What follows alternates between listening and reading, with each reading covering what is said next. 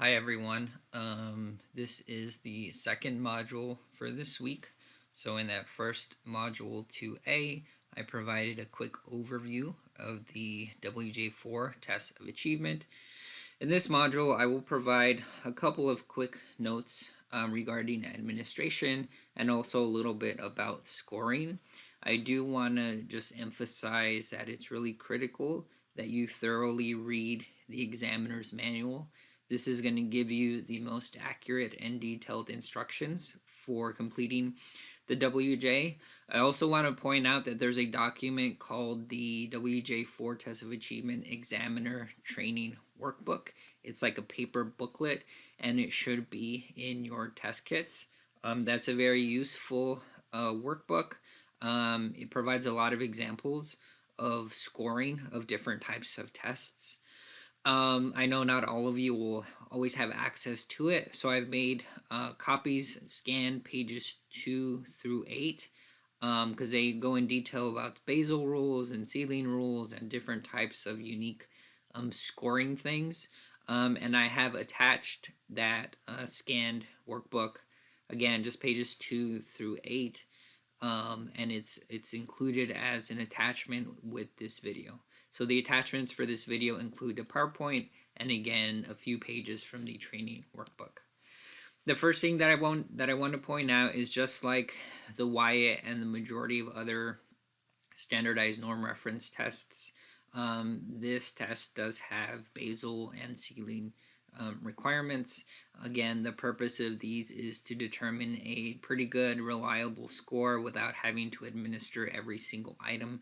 So it's an issue of efficiency, and you'll see those clearly noted in the response booklet. I do want to point out something that is different from the Wyatt versus the WJ Achieve. Some tests on the Achieve are administered by complete pages. That means that even if a child seems to meet the discontinue or the ceiling rule in the middle of a page, you actually have to administer and score every single item on that page. Typically, the tests that are test by complete pages are those that include the stimulus material on the examinee's side of the easel, which means they can see every single item. So I have for you just a picture that I took of test 1. I think this is letter word identification. I think the discontinue rule or the ceiling rule for this, if they get 6 incorrect of the highest number that you administered, then you stop. In this case, they could miss the words often special, however, brought, jewel, and whose, and that's 6 in a row. For the Wyatt, you might stop, but for the WJ, test by complete pages, because the examinee can see all the items, so you would also administer natural and distance. And if they get natural and distance correct, you have not met the ceiling rule and must continue to do additional testing. So read through the attachment. It goes into detail and shows pretty good examples of what this actually looks like, what it means to test by complete pages, and how that can change the scoring. There's also other types of basal and ceiling rules. Some notes. The most common is that test by complete pages and the basal and the ceiling. You'll see this repeated in most tests, but I do want to point out that some of the tests have different number of items to meet the basal and the ceiling criteria or the rules. For example, test 1, we're looking at either the 6 lowest correct or highest incorrect for basal and ceiling. For test 2, the same rules, but the number of items changes. So for the basal, it's 5 lowest and 5 highest incorrect. So just pay special attention to the number of items needed in order to meet these rules. Sample items. I know it's not very clear from the picture here, but this is a picture of test 4. Sample items must be administered and scored in the response booklet. On your protocols for test 4, for example, the sample items are indicated not by a number but by a letter. So here we see sample item A with a house and sample item B towards the bottom with the word man, and they'll be shaded. I think it's like a greenish color on the WJ Achieve. you must administer the sample items. If those are blank when you turn it into me, that's going to be a major error because I will just assume that you failed to administer the sample items. And basically what that means, if you don't administer the sample items, is that you're not testing the student fairly because you haven't given them that opportunity. A different type of basal and ceiling rule, I mean, you would use different terms, but one is called continuation instructions. And I have an example here from test number 8, oral reading, and at the very bottom you'll see 2 lines. If the student got 5 or fewer points, you discontinue testing. If they got 6 or more points, then you administer additional items. In this case, it's items 6 through 10. So these are continuation instructions. You total your score for that item set and then look at those specific instructions to see if you're done. Or if they get a lot of points, you very likely have to administer additional items. So just keep in mind this is a different type of rule. Here's another one. Tests 9, 10, 11, and 15 are all timed tests. It is recommended that you use some sort of stopwatch. And for the majority of these, the time limit is 3 minutes. And in your record form, if they take the full 3 minutes, you would stop them at the 3 minutes. And then in the box, you would write 3 minutes and 0 seconds and then score it appropriately. If they take less than 3 minutes and they're done, then obviously you would record the exact number of time, the amount of time that it took them.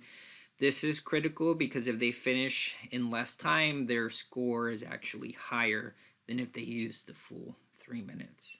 If you're not using a stopwatch, then you must record the exact starting and finishing times in minutes and seconds. It's sort of cut off in my picture here, but that would be on the right side of that picture for test 9. You see end time minus start time. You would actually record the actual time and then subtract it to calculate how long it took.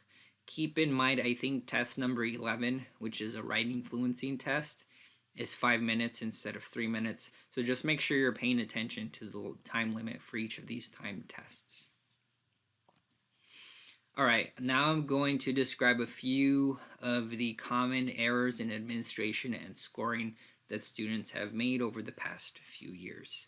This one has to do with administration. Test number 1 and test number 7 are very similar. The student sees a list of words and nonsense words, and then they just have to read them. It measures basic reading, decoding, and basic reading skills. The sort of administration rule to remember for this one of them is that if one of the items is unclear, you don't stop the student and ask them to repeat it. You let them finish the page, and then you ask them to repeat all of the items on the page again, and you basically ignore what they say for the words that you're not interested in. You only focus and score the word that was unclear to you. So let's say there's 3 items on a page. Item 3 was unclear. When they're done, you would say, okay, I want you to read the list to me again. Whatever answers they give you to question 1 or 2, which you already scored, you ignore that. Even if they change it, you only pay attention to the 3rd item because that's the one that you were unclear about. Test number 6, writing samples. Students are given a variety of different prompts, and then they have to write a sentence to answer that prompt. A couple of scoring rules for this one. If a student provides multiple sentences, you can only score 1. So you completely ignore all but one of the sentences, and when you go to pick, okay, which of the 1 sentences am I going to score, you pick the one that most closely satisfies the task demands of that particular item.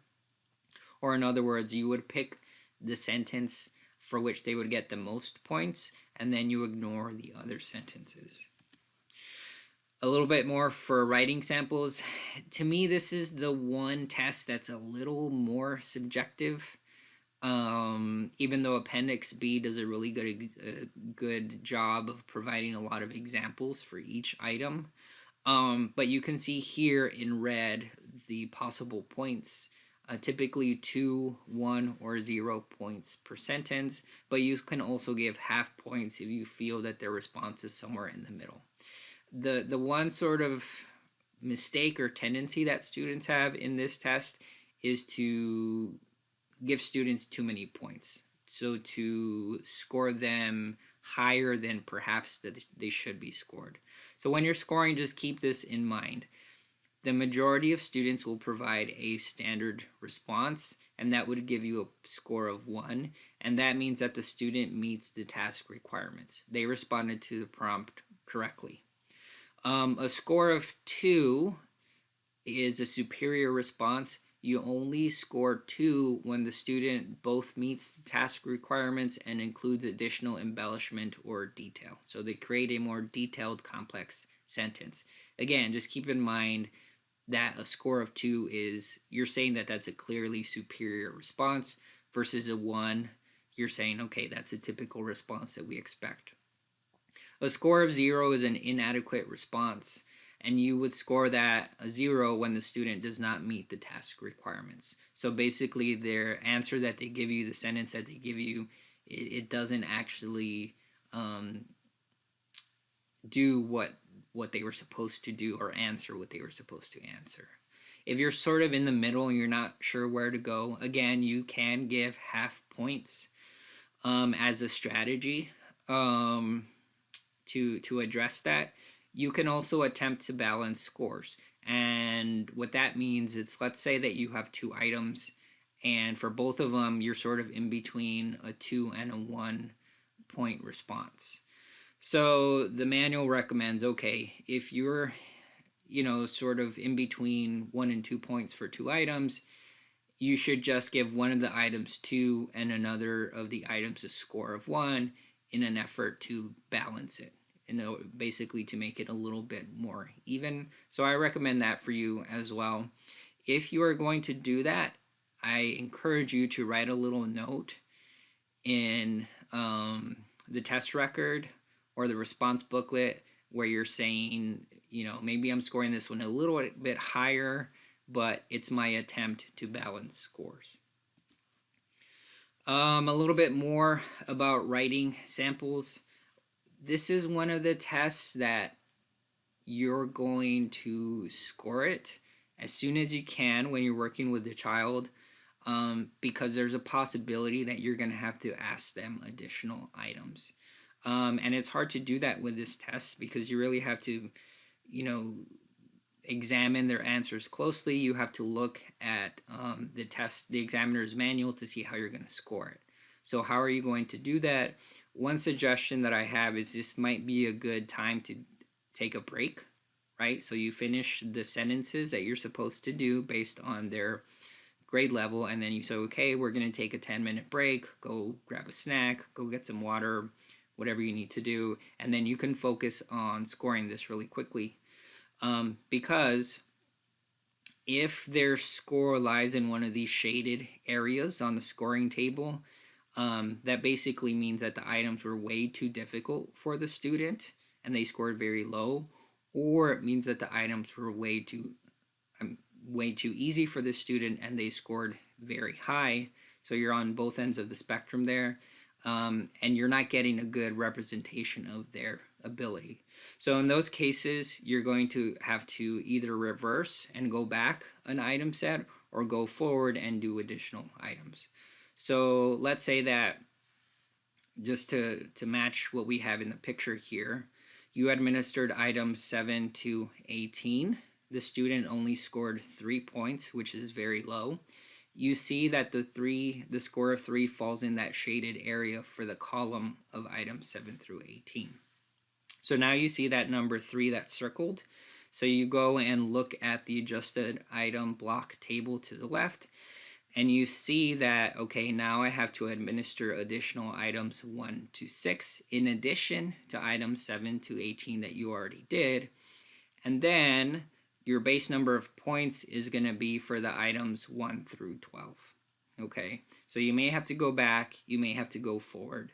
The attachment, the workbook attachment, does a really good job of showing an actual example of what this looks like. So I encourage you to take a look at it. This is probably the most different scoring that you have to do as compared to any other tests. So definitely you need to review this.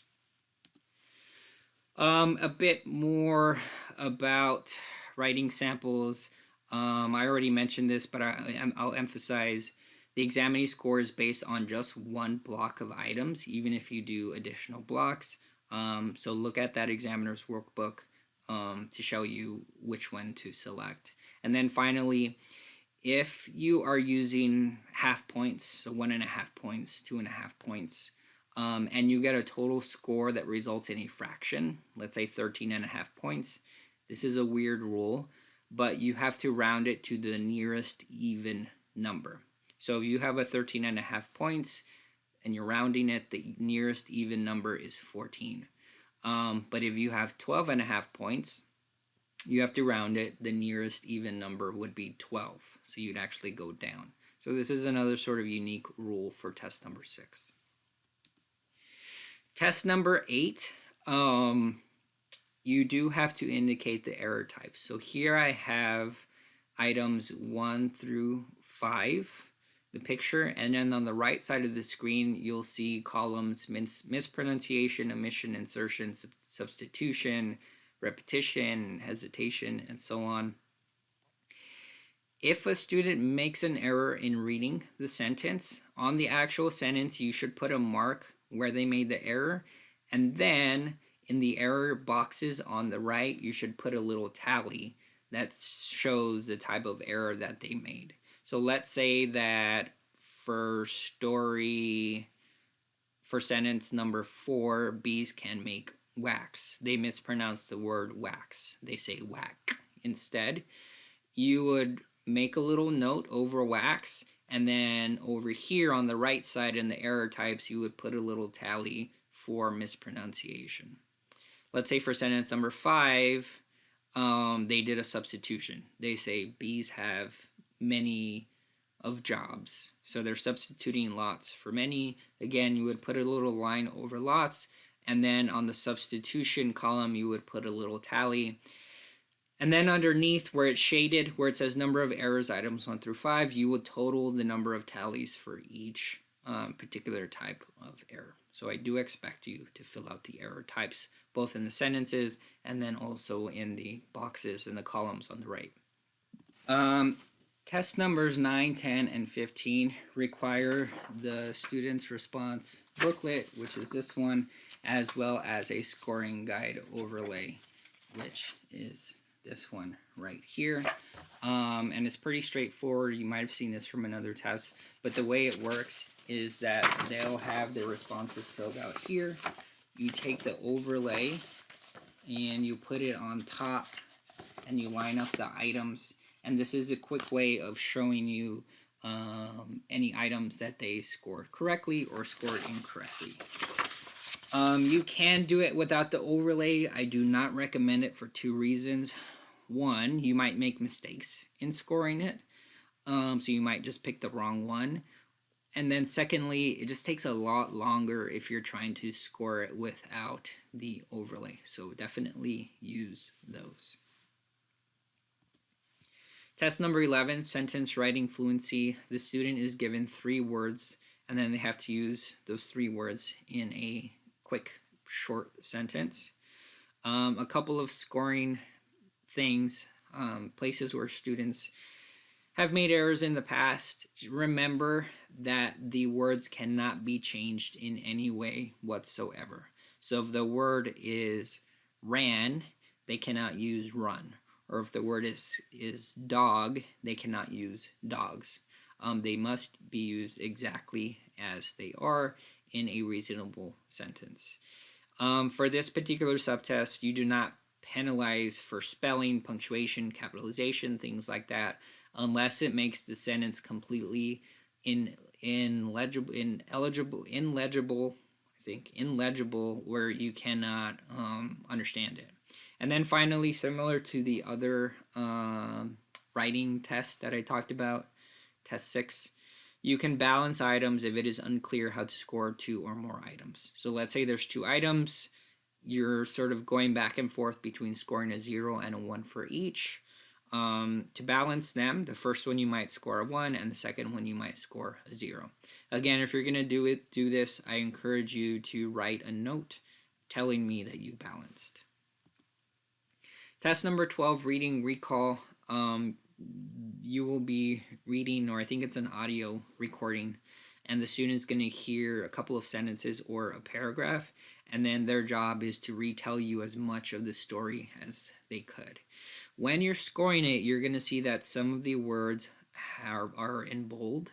When the words are in bold, those parts must be repeated exactly. There are some minor derivations allowed, but that information must be in there. So in this case, the student must repeat "and," "cat," "under the car," "saw," and "tree." These are considered critical parts of the recall. So if they don't include the parts in bold, they do not get a sentence for that particular, they do not get a point for that particular part of the sentence. To make it easy for me to understand, please put a check mark or a number 1 above correct item responses. Number 14, the student is shown a sentence with a mistake in it, and their job is to identify the mistake and to tell you how to correct it or how to fix it. So it's important that you remember that there's 2 parts. They have to show you or tell you, hey, this part of the sentence is missing punctuation, and then they have to tell you what's the correct punctuation in there. So it's not enough for them to identify the error, they also must be able to correct it. And they need both of those parts to get the point. And then finally, spelling of sounds, test number 16. This is a spelling test, but they're spelling nonsense or made up words. Please note that to score this one correctly, you actually need the test easel. It is not enough to score from your test record form. And the reason is that some items have more than one correct response, and you actually need the easel to see all of those. So an example I have for you, I took a picture here. Number 27, in your test record booklet, where you actually put the 1s and 0s to score it, you'll see that there's only one example of a correct response.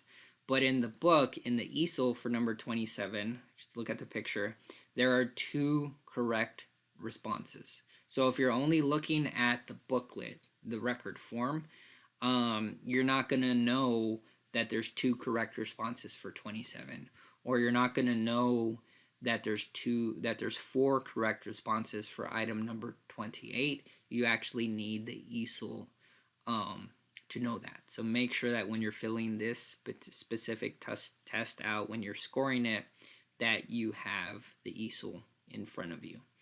So what does it mean, or how do you handle when you're sharing tests?